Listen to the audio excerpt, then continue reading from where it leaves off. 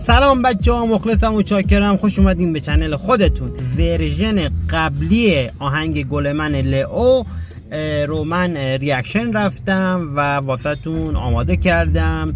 امیدوارم که دوست داشته باشید و خوشتون بیاد. چاکر بچه ها، لایک و کامنت و سابسکرایب یادتون نره. برید و ببینید تا آخر ببینید، مطمئنم که خوشتون میاد. Let's go. هفت گل من که من دیدم بچه ها، این آهنگ گل من رو دیدم توی یوتیوب به صورت شورتس توی چنل خودش. فکم افتاد، گفتم من این آهنگ نشنیدم، نمیدونم جدیده قدیمه، ولی من این آهنگ رو نشنیدم. گفتم باید با هم دیگه اینو ریاکشن بگیریم. توی چنل خود لئو هم من ندیدمش. موزیکش شرقی، ویولون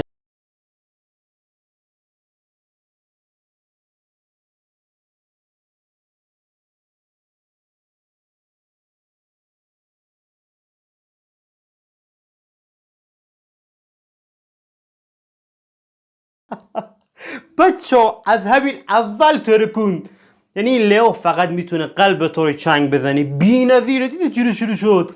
اصلا من باورم نمیشه که از اول دیگه شروع کرد.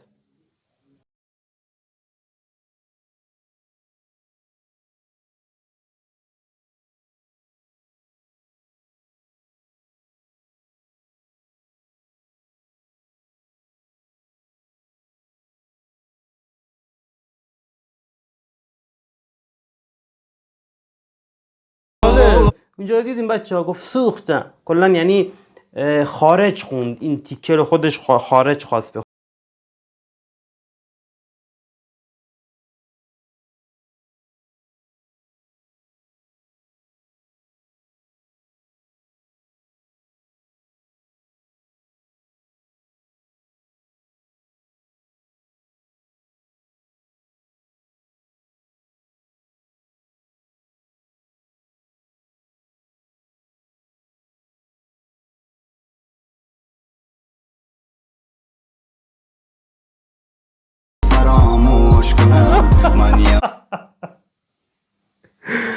آخه بچه ها، عاشقم نباشی عاشق میشی.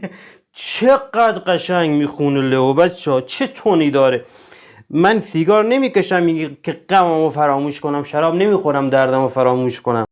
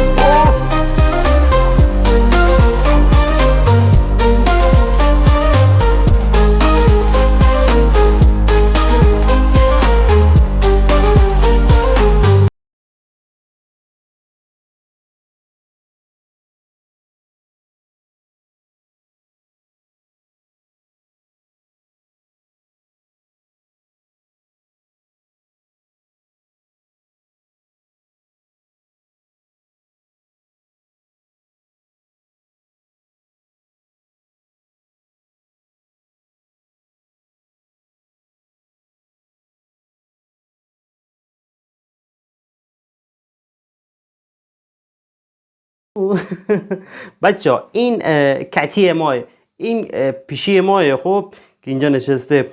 ببین چقدر شبیه همن. خب خیلی شبیه همن. اسم اینم گذاشتیم کتی، مال آبجیبه.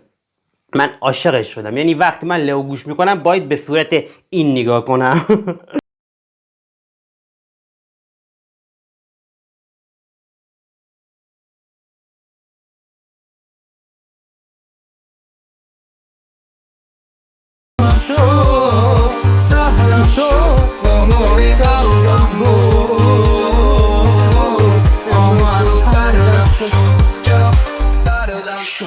نور چشمم